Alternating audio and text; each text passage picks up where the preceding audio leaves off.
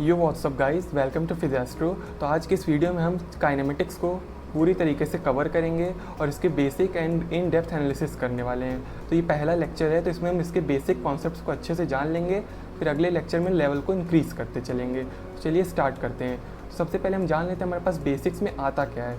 तो बेसिक्स में हमारे पास आ जाता है जैसे कोऑर्डिनेट सिस्टम, वेलोसिटी, डिस्प्लेसमेंट, इन सब के बीच का रिलेशन, ग्राफ्स, ये सब को हम पहले कवर कर लेते हैं। तो चलिए बिना टाइम वेस्ट किए स्टार्ट करते हैं।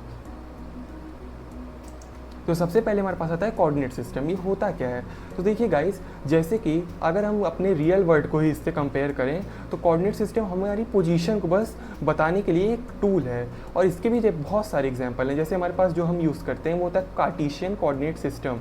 बट इसके अलावा एक और कोऑर्डिनेट सिस्टम होता है जिसे हम सिलेंड्रिकल कोऑर्डिनेट सिस्टम कहते हैं। उसके अलावा एक और एग्जांपल है हमारे पास पोलर कोऑर्डिनेट सिस्टम। पर हमारे सिलेबस में जो हमारे पास है वो है कार्टेशियन कोऑर्डिनेट सिस्टम। फ्रेंड्स के एग्जांपल से समझते हैं। यहाँ पे मान लेते हैं सबसे पहले आप हो, जिसको मैं ए से डिनोट कर रहा। यहाँ पे आपका कोई फ्रेंड बी है एंड यहाँ पे आपका कोई फ्रेंड सी है। तो गाइस, कोऑर्डिनेट सिस्टम जो होता है ये रिलेटिव होता है। मतलब आप इसे अपने रिस्पेक्ट में डिफाइन करते हो। मतलब आप इसे एक समझ से आप ऐसा समझ सकते हो कि आप अब कोऑर्डिनेट सिस्टम को खुद ही क्रिएट करते हो और खुद ही डिस्ट्रॉय करते हो। अब इसको हम इस एग्जांपल से समझते हैं। मान लीजिए आपने बी को कॉल किया एंड आप अपनी पोजीशन, यानी कि आप अपने कोऑर्डिनेट सिस्टम को उसके रिस्पेक्ट में डिफाइन करोगे कि अगर बी तुम्हें अगर मुझसे मिलना है, तुम x metres left then y metres right आ जाना, तो तुम मेरे पास आ जाओगे। फॉर एग्जाम्पल, आपने बी को अपनी पोजीशन बताई तो उसका कुछ जो पाथ था वो कुछ पहले x मीटर्स लेफ़्ट आया एंड देन y मीटर्स कुछ ऐसे 45 डिग्री पे। तो इसको अगर मैं इस डिस्टेंस को अगर मैं x डिनोट करूं और इस डिस्टेंस को y डिनोट करूं तो उसका जो आपके लिए डिस्प्लेसमेंट होगा वो हो जाएगा कुछ ऐसा। अब मैं आगे चलता हूँ और अब मैं ए एंड सी के बीच का रिलेशन दिखाता हूँ। अब आपने सी को कॉल किया तो वहाँ पे आप एक बात ध्यान रखिएगा, अब आप अपने कोऑर्डिनेट सिस्टम को डिस्ट्रॉय कर रहे हो बी के रिस्पेक्ट में एंड सी के लिए आप फिर से क्रिएट कर रहे हो। तो आप सी के लिए कैसे क्रिएट करोगे? आपने सी को कॉल लगाई, हेलो सी, तुम्हें y metres right then z metres left आना है। तो वो कुछ ऐसा सिस्टम क्रिएट होगा। सॉरी,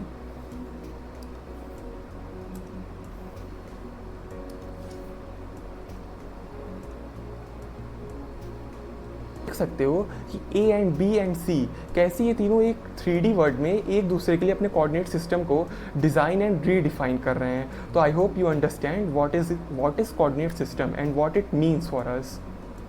अब चलिए आगे बढ़ते हैं। तो चलिए गाइज, अब हम आगे बढ़ते हैं कोऑर्डिनेट सिस्टम से और जो हमारा नेक्स्ट स्टॉप है वो है डिस्प्लेसमेंट। इसके बाद वेलोसिटी देन एक्सेलरेशन। बट चलिए पहले डिस्प्लेसमेंट की तरफ बढ़ते हैं। तो what is displacement? It is net change in position. बस आप इसको ऐसे समझ सकते हो कि यहाँ पे किसी पॉइंट पे आप यहाँ खड़े हो और आपके कोऑर्डिनेट्स हैं x, y, z एंड कुछ समय बाद आपने अपनी पोजीशन चेंज कर दी और आपके कोऑर्डिनेट्स हो गए हैं a, b, c। तो गाइस कुछ नहीं, ये जो आपकी नेट चेंज इन पोजीशन है। अब नेट चेंज इन पोजीशन क्या होगी? तो आप सिंपली इन दोनों पॉइंट्स को एक स्ट्रेट लाइन से ज्वाइन कर दो। मैंने इन दोनों पॉइंट्स को एक स्ट्रेट लाइन से ज्वाइन किया, जैसा कि आप देख सकते हो। एंड अगर मैं इस डिस्टेंस को x से डिनोट करूं तो ये x आपकी डिस्प्लेसमेंट है। ये x जो आपकी है वो है डिस्प्लेसमेंट। बस ये इतना सिंपल सा कॉन्सेप्ट है और इसको इससे ज़्यादा अभी हमें इसको जानने की ज़रूरत नहीं है। हम आगे और इसके अच्छे अच्छे कॉन्सेप्ट सीखेंगे, बट अभी हम एक बेसिक अंडरस्टैंडिंग ले रहे हैं, तो इससे ज़्यादा हमें इसके जानने की कोई ज़रूरत नहीं है। अब आगे बढ़ते हैं एंड अब जानते हैं पोजीशन वेक्टर क्या होता है। मैंने आपको बताया कि डिस्प्लेसमेंट जो होती है वो नेट चेंज इन पोजीशन होती है, लेकिन अब पोजीशन को वेक्टोरियल फॉर्म में कैसे रिप्रेजेंट करेंगे? तो इसके लिए हम एक टर्म डिफाइन करते हैं, position vector. What is position vector? तो सबसे पहले आपको मैंने एक चीज़ बताई कि कोऑर्डिनेट सिस्टम रिलेटिव सिस्टम होता है। तो मतलब आपको अपनी पोजीशन किसी के रिस्पेक्ट में डिफाइन करनी होगी। एंड जनरली आइडियली जो हमारे पास कोई टर्म नहीं होता है, जैसे वहाँ पे हमारे पास एक फ्रेंड था ए, जिसके रिस्पेक्ट में हम बी एंड सी की पोजीशन डिफाइन कर रहे थे। बट यहाँ पे मान लेते हैं आप कहीं खड़े हो, ए, आपकी पोजीशन को मैं ए से डिफाइन कर दूँ, तो यहाँ पे कोई दूसरा बंदा नहीं है जो आपको अपनी पोजीशन आपके रिस्पेक्ट में डिफाइन कर पाए। तो हमेशा जनरली एंड आइडियली हम ओरिजिन को अपना पॉइंट मानते हैं, मतलब सेंटर मानते हैं कि यहाँ से हम अपनी पोजीशन को डिफाइन करेंगे और ओरिजिन हमारा ये पॉइंट है। एंड अगर मैं इन दोनों पॉइंट को एक स्ट्रेट लाइन से ड्रॉ कर दूँ, जॉइन कर दूँ, तो ये जो वेक्टर निकल के हमारे पास आ रहा है जो कि ओ से ए की तरफ डिनोट कर रहा है, जैसे कि आप देख सकते हो जो हमारे पास ये वेक्टर निकल के आ रहा है जो कि ओ से ए की तरफ डिनोट कर रहा है, तो इसे हम सिंपली लिख देंगे वेक्टर ओ ए, और यही हमारे पास आ जाएगा पोजीशन वेक्टर, जिसे हम आर वेक्टर के फॉर्म में रिप्रेजेंट करते हैं। अब इसे हम अगले पेज पर और अच्छे से समझते हैं। तो चलिए गाइस, जैसा कि आप यहाँ पे देख सकते हैं कि अब मैंने ए के कोऑर्डिनेट्स भी डिफाइन कर दिए हैं। मान लेते हैं ए के कोऑर्डिनेट्स हैं x, y, z and origin को तो 0, 0, 0 होते ही हैं। तो हमारा जो ओ ए वेक्टर था, जिसको हम कहते हैं कि ओ से ए की तरफ डिनोट कर रहा है, जैसे कि आप देख सकते हैं ओ से ए की तरफ डिनोट कर रहा है, तो इसका जो मीनिंग होगा, इसका मीनिंग ये होगा कि ए वेक्टर माइनस ओ वेक्टर। अब इसको हम सॉल्व करेंगे तो x में से x के कोऑर्डिनेट्स, y में से y कोऑर्डिनेट्स एंड z में से z को सब्सट्रैक्ट कर देंगे, तो कुछ ऐसा होगा x minus 0, y minus 0 and उसके बाद z माइनस 0, एंड ये हमारे पास आ जाएगा x, y, z एंड ये हमारा r वेक्टर, जिसे हम ओ ए वेक्टर कह रहे हैं, ये भी आ गया। लेकिन ये हमारे पास पोजीशन आई है। अगर कोई बंदा आपसे ये पूछे कि इसका मैग्नीट्यूड क्या है, मतलब इसकी वैल्यू क्या है, तो आप सिंपली इन तीनों को इसका जो मॉड आर से डिनोट करोगे, जिसके हम मैग्नीट्यूड कहते हैं, एंड सिंपली तीनों का स्क्वायर रूट ले लोगे, x square plus y square plus z square, और ये जो वैल्यू आपके पास निकल के आएगी यही आपका आंसर हो जाएगा मैग्नीट्यूड का। It's simple. तो गाइस, अब हमारे पास जो इसका नेक्स्ट टर्म आता है जिसे हम वेलोसिटी कहते हैं। What is velocity? तो यहाँ पे आप देख सकते हो rate of change in position with time, मतलब अब आपकी पोजीशन टाइम के साथ कैसे चेंज हो रही है उसका जो रेट होगा, जिसे हम हिंदी में दर कहते हैं, कि किस दर या फिर किस रेट से चेंज हो रही है। अगर हम उसका कैलकुलेशन करें तो हमारे पास वो आ जाती है वेलोसिटी। तो मान लेते हैं यहाँ पे किसी पॉइंट ए पे आप खड़े हो एंड आपको जाना है पॉइंट बी पे, एंड आप पॉइंट बी पे जब पहुँचते हो तो आपने कैलकुलेट किया, यहाँ से यहाँ जाने में आपने कैलकुलेट किया कि यहाँ पे आपको टाइम टी लगा, यहाँ पे आपको टाइम टी लगा, एंड जो डिस्टेंस क्लियर आपने की वो है x। तो यहाँ पे पास जो वेलोसिटी आ जाएगी वो सिंपली हो जाएगी x अपॉन टी। वेलोसिटी हमारे पास हो जाएगी x अपॉन टी। एंड आपको एक चीज़ का यहाँ ध्यान रखना है कि हमारे पास जो x है वो डिस्प्लेसमेंट है, ना कि डिस्टेंस। x हमारे पास कौन सी चीज़ है? डिस्प्लेसमेंट। अगर मैं यहाँ पे डिस्टेंस ले लूँ तो हमारे पास वेलोसिटी की जगह स्पीड हो जाएगा। अभी हम वेलोसिटी एंड स्पीड को अच्छे से आगे समझते हैं, बट जैसे मैंने आपको यहाँ पे एक ओवरव्यू दे दिया कि यहाँ पे x हमारे पास डिस्प्लेसमेंट है, डिस्टेंस नहीं। आपको यहाँ पे डिस्प्लेसमेंट लेनी है। सो गाइस, अब हमारे पास जो नेक्स्ट टॉपिक आता है वो है इंस्टेंटेनियस एंड एवरेज वेलोसिटी का, बट उससे पहले हम स्पीड वर्सेस वेलोसिटी के कॉन्सेप्ट को क्लियर कर लेते हैं। तो चलिए इसको एक झटके से क्लियर करते हैं एक एग्जाम्पल में, कि मान लेते हैं यहाँ पे कोई पॉइंट P है एंड यहाँ पे कोई पॉइंट Q है। आपको P से Q पे जाना है, एंड आपका जो पास आपने जो ट्रैवल किया वो कुछ ऐसा था, जिग जैग, एंड इसकी जो डिस्टेंस आपकी निकल के आई उसकी जो वैल्यू है वो मान लेता हूँ y। आपने y यूनिट्स ट्रैवल किया और ये आपकी डिस्टेंस है, और आपको करने में जो टाइम लगा, टाइम पीरियड, वो t1 है। तो यहाँ पे आप देख सकते हो आपको P से Q जाने में y डिस्टेंस ट्रैवल करनी पड़ी, एंड आपका जो टाइम पीरियड था वो t1 था। लेकिन मैं आपसे ये पूछूं कि यहाँ पे डिस्प्लेसमेंट कितनी होगी, तो मैंने आपको बताया डिस्प्लेसमेंट क्या होती है। दोनों पॉइंट्स को सीधा एक स्ट्रेट लाइन से ड्रॉ करो, जॉइन करो, एंड वहाँ पे जो आपकी वैल्यू निकल के आएगी वही आपकी डिस्प्लेसमेंट हो जाएगी। तो चलिए करके देखते हैं। तो अब इन दोनों पॉइंट्स को जैसा कि आप देख सकते हो मैंने स्ट्रेट लाइन से ड्रॉ कर दिया, जॉइन कर दिया, एंड अब इसकी वैल्यू जो मेरे पास निकल के आई है, ये जो मैंने डिस्टेंस ट्रैवल किया, ये जो मैंने पास ट्रैवल किया, इसकी वैल्यू मान लेते हैं x यूनिट्स निकल के आई है। तो यहाँ पे हम समझते हैं वेलोसिटी एंड डिस्प्लेसमेंट क्या होगी। तो वेलोसिटी जो होता है वो हमारे पास होता है displacement upon time, displacement upon time, और डिस्प्लेसमेंट x है, एंड टाइम पीरियड तो आपका t1 ही है, क्योंकि टाइम तो कभी चेंज होगा नहीं। टाइम अगर बढ़ रहा है t सेकेंड से तो आप सबके लिए t सेकेंड्स होगा। और जो हमारे पास स्पीड निकल के आती है, स्पीड, तो वो हमारे पास हो जाएगी डिस्टेंस अपॉन टाइम। स्पीड हमारे पास हो जाएगी डिस्टेंस अपॉन टाइम, एंड यहाँ पे जैसा कि आप देख सकते हो डिस्टेंस की वैल्यू हमारे पास y यूनिट्स है, तो ये y अपॉन t1 हो जाएगी। बस इट्स दैट सिंपल। तो अब हमारे पास जो नेक्स्ट टॉपिक आता है वो होता है इंस्टेंटेनियस एंड एवरेज वेलोसिटी का। तो इंस्टेंटेनियस एंड एवरेज वेलोसिटी होती क्या है, तो इसको आपको ध्यान से सुनने की ज़रूरत है, क्योंकि ये बहुत से स्टूडेंट्स को शुरुआत में समझ में नहीं आता है। तो हमारे पास जो एवरेज वेलोसिटी होती है वो किसी इंटरवल में हमें हमारी वेलोसिटी को कैलकुलेट करके देती है, एंड जो हमारे पास जो इंस्टेंटेनियस वेलोसिटी होती है वो किसी पर्टिकुलर टाइम पे हमें वेलोसिटी को कैलकुलेट करके देती है।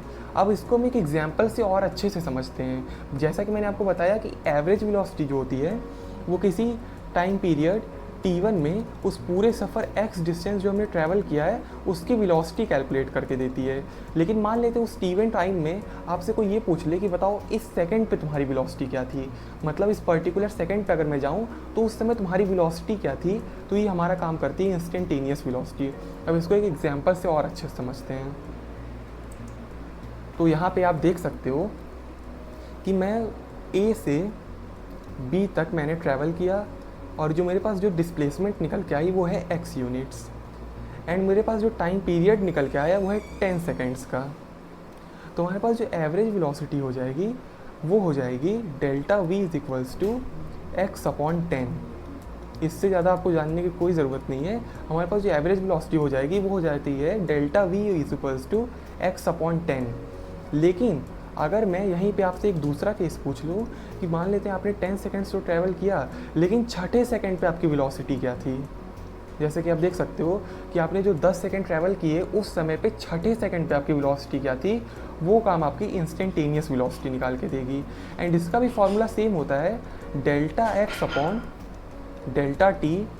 लेकिन यहाँ पे एक कैच ये है कि ये जो हमारा टाइम पीरियड है ये काफ़ी छोटा होगा, क्योंकि किसी पर्टिकुलर सेकंड पे आपसे पूछ रहा है। जैसा कि आप ये देख सकते हो इंटायर 10 सेकंड्स लिखे हुए हैं, लेकिन मैं यहाँ जब आपसे किसी पर्टिकुलर 6 सेकंड पे आपसे इसकी वैल्यू पूछ रहा हूँ तो ये काफ़ी छोटा टाइम इंटरवल हो गया, मतलब मैं किसी पर्टिकुलर सेकंड पे आपसे पूछ रहा हूँ। ये जो लिमिट टी होगी ये टेंड्स टू 0 होगी, तो इसकी वैल्यू जो हो जाएगी वो dx अपॉन dt हो जाएगी। मतलब कि आपके पास डिस्प्लेसमेंट एंड टाइम के बीच में एक फंक्शन दिया रहेगा और आपको उसे डिफ्रेंशिएट करना पड़ेगा। So it's simple. अब इसको हम एक और अच्छे से एग्जांपल से और न्यूमेरिकल से सॉल्व करते हैं। तो हमारे पास न्यूमेरिकल आ चुका है जहाँ पे हमारे पास जो x है ये डिस्प्लेसमेंट को शो कर रहा है और t टाइम को, और यहाँ पे हमारे पास दो क्वेश्चन दिए हुए हैं, find velocity in 2 seconds and find velocity eight 2 second. तो इन दोनों में डिफरेंस क्या है कि फाइंड वेलोसिटी इन 2 सेकेंड्स का मतलब है कि आपने अगर मान लेते 0 से 0 सेकेंड पे स्टार्ट किया है एंड 2 सेकेंड में जाके जो पूरा 2 सेकेंड का आपका इंटरवल हुआ उस दौरान आपकी वेलोसिटी कितनी थी।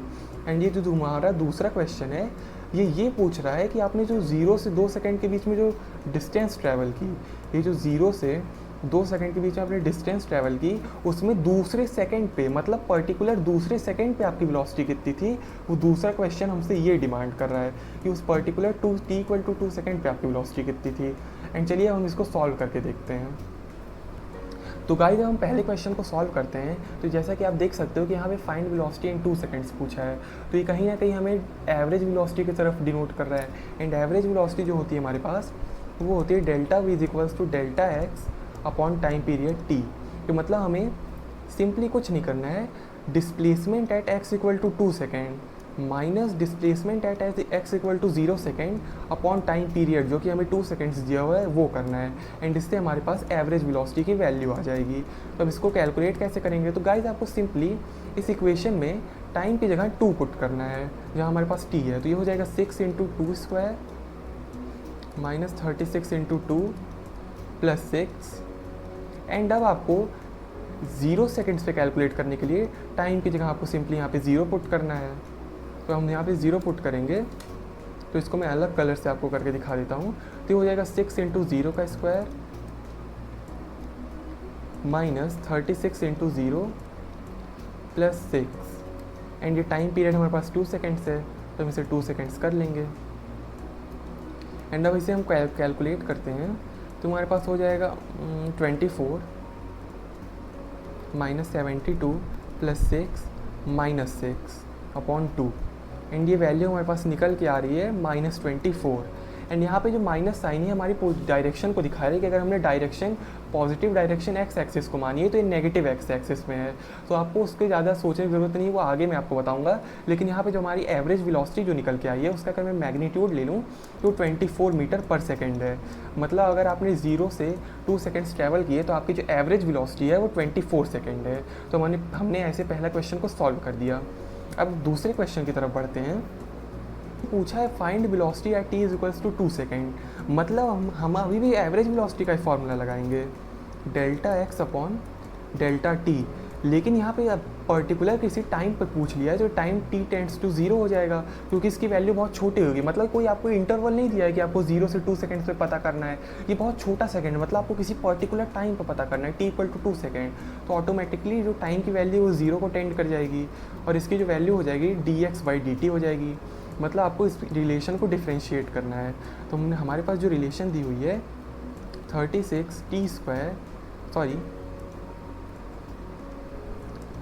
6t² minus 36t plus 6। अब इसको हम डिफ्रेंशिएट कर देंगे तो हमारे पास वेलोसिटी आ जाएगी। तो मैंने इसको डिफ्रेंशिएट किया है तो हमारे पास आ गया 12t माइनस 36। एंड मैं डिफ्रेंशिएट करने के बाद इसमें सिंपली टाइम की वैल्यू 2 सेकेंड्स पुट कर दूंगा। तो आप देख सकते हैं यहाँ पे 2 पुट करते ही मेरे पास जो आंसर आ रहा है वो आ रहा है -12 मीटर पर सेकेंड। और यहाँ पे मैंने आपको बताया नेगेटिव साइन आपकी भी डायरेक्शन को शो कर रहा है कि जो आपने डायरेक्शन पॉजिटिव एक्स एक्सिस मानी थी तो ये नेगेटिव एक्स एक्सिस में ट्रैवल कर रही है। तो इसका मैं मैग्नीट्यूड ले लूँ तो हमारे पास 12 मीटर पर सेकेंड निकल के आ जा रहा है। इसका मतलब पर्टिकुलर टाइम पीरियड 2 पे, मतलब आपके पर्टिकुलर किसी टाइम 2 सेकेंड्स पे आपकी वेलोसिटी 12 मीटर पर सेकेंड थी। ये डिनोट कर रहा है।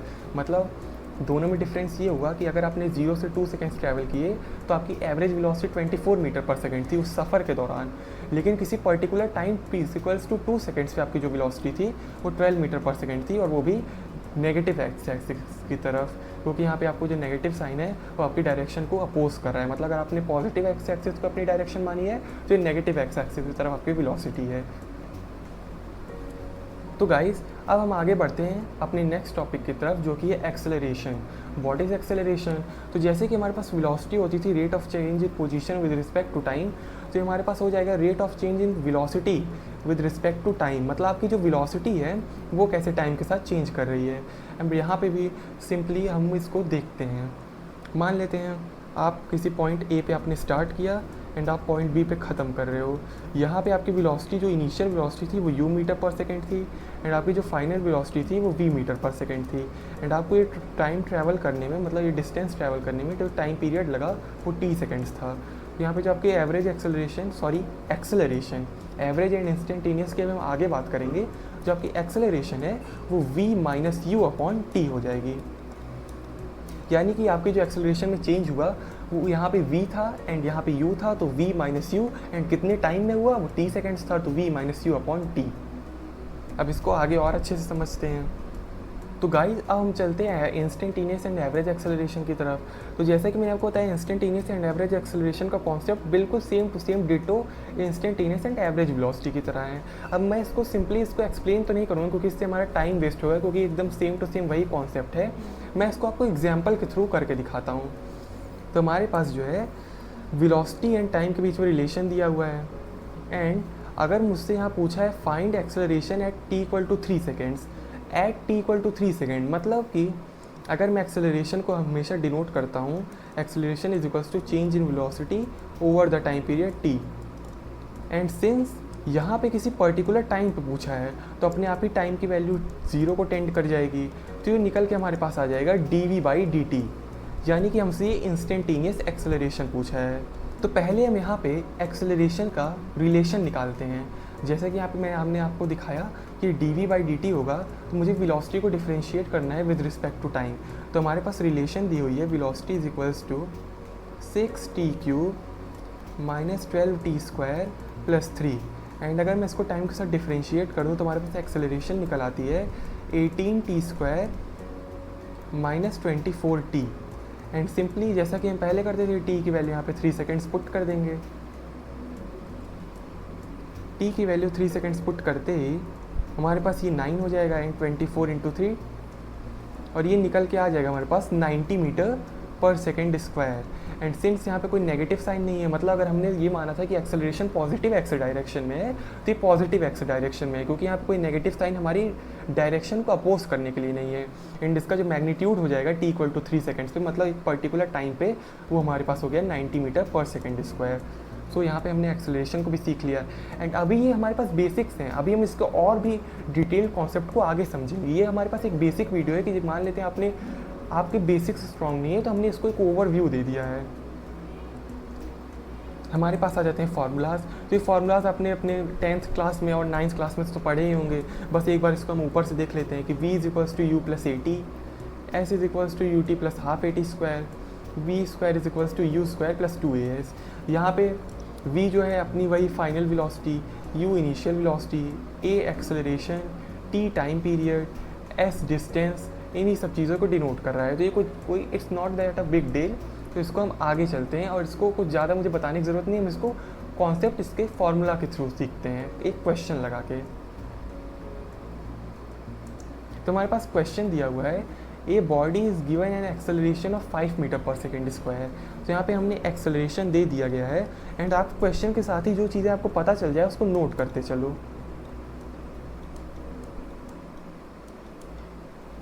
स्टार्टिंग फ्रॉम रेस्ट, मतलब आपकी इनिशियल वेलोसिटी 0 है। Find its velocity after 5 seconds. Find its यानी कि हमें फाइनल वेलोसिटी कैलकुलेट करनी है। तो आपके पास कोई एक ऐसा रिलेशन है जो इन चारों टर्म्स को रिलेट कर पाए? हाँ, हमारे पास फर्स्ट फार्मूला है जो इन चारों टर्म को रिलेट करता है, v is equals to u plus a t. तो यहाँ पे v हमें कैलकुलेट करना है और इन दोनों की वैल्यू हम सिंपली पुट कर देंगे, तो हमारे पास निकल के आ जाएगा 25 मीटर पर सेकेंड। So it's simple.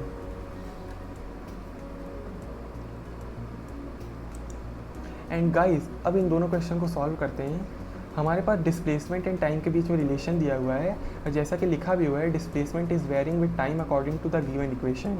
हमें दो क्वेश्चन दिए हुए हैं कि वेलोसिटी फाइंड करनी है टाइम इक्वल टू 6 सेकेंड पे, एंड एक्सेलरेशन पता करना है कि यूनिफॉर्म है या नॉन यूनिफॉर्म। तो अभी मैं आपको इससे एक नई चीज़ हमें सीखने को मिलेगी कि uniform and non uniform acceleration क्या होता है। हालांकि ये अभी आपको आगे सीखने को मिलता, बट इस क्वेश्चन से एक बार हम इसका ओवरव्यू ले लेंगे। सबसे पहले हम अपने पहले क्वेश्चन को सॉल्व करते हैं। तो इसे हम करीब 2 से 3 बार कर चुके हैं कि इसे किससे हमें पर्टिकुलर टाइम पे वेलोसिटी पूछी है। तो मतलब हमारे पास जो वेलोसिटी हो जाएगी वो हो जाएगी delta x upon t and time t tends to 0। तो हमें डिफ्रेंशिएट करना है अपने रिलेशन को with respect to time. And हमारे पास ये जो रिलेशन दिया है इसको अगर मैं टाइम के साथ डिफ्रेंशिएट करूँ तो हमारे पास वेलोसिटी निकल के आ रही है 15t square plus 30t। And simply हम यहाँ पे t की वैल्यू 6 सेकेंड पुट कर देंगे। तो 6 सेकेंड पुट करते ही 15 इंटू 6 का स्क्वायर प्लस 30 इंटू 6, एंड ये निकल के आ जाएगा हमारे पास 720 मीटर पर सेकेंड। ये जैसा कि आप देख सकते हैं हमने वेलोसिटी को एक particular time equal to 6 second पे, जो कि हमारे पास रिलेशन दिया हुआ था, उससे हमने कैलकुलेट कर लिए। ये हो गया हमारे पास 720 मीटर पर सेकेंड। ऐसे क्वेश्चन तो हम पहले भी कर चुके हैं। अब दूसरा वाला सॉल्व करते हैं और देखते हैं उसमें क्या कैच है। पूछा है कि एक्सेलरेशन यूनिफॉर्म है या नॉन यूनिफॉर्म। तो पहले हम एक्सेलरेशन निकाल लेते हैं। तो हमने वेलोसिटी निकाली थी और वो कुछ हमारे पास आई थी 15t square plus 30t। And अब एक्सेलरेशन अगर हमें निकालना है तो इसको हम फिर से टाइम के साथ डिफ्रेंशिएट करेंगे। तो हमारे पास आ जाएगा एक्सेलरेशन जो कि हो जाएगा 30t plus 30। And guys, uniform and non uniform acceleration का मतलब ये हुआ, कोई भी चीज़ अगर यूनिफॉर्म तब होती है जब वो टाइम के साथ वेरी ना कर रही हो। मतलब अगर टाइम चल रहा है तो उसकी जो वैल्यू है वो जितनी टाइम इक्वल टू 1 सेकेंड पे थी उतनी 2 second, 3 second, 4 second, 5 second, n second से भी बिल्कुल वही रहे। एंड अगर वो टाइम के साथ वेरी कर रही है, मान लेते हैं टाइम इक्वल टू 1 सेकेंड पे उसकी वैल्यू x थी और टाइम इक्वल टू 2 सेकेंड्स पे उसकी वैल्यू y हो गई, तो वो नॉन यूनिफॉर्म हो गया। मतलब वो टाइम के साथ वेरी कर रहा है। जैसे कि आप यहाँ देख सकते हो कि एक्सेलरेशन की इक्वेशन में टाइम का टर्म आ रहा है। मतलब अगर मैं t की वैल्यू 1 सेकेंड पुट करूँ तो एक्सेलरेशन यहाँ से हमारे पास निकल के आ रही है 60। जबकि अगर मैं t को 2 पुट करूँ तो एक्सेलरेशन हमारे पास निकल रही है 90। मतलब ये टाइम के साथ वेरी कर रहा है। तो इसका मतलब ये हमारे पास हो गया non uniform acceleration. Non uniform acceleration. ये एक नॉन यूनिफॉर्म एक्सेलरेशन है, मतलब ये टाइम के साथ वेरी कर रहा है। तो यहाँ से आपको यूनिफॉर्म एंड नॉन यूनिफॉर्म जो चीज़ें होती हैं उसका भी एक ओवरव्यू मिल गया, एंड आगे तो हम इसको डिटेल में एनालाइज करेंगे ही।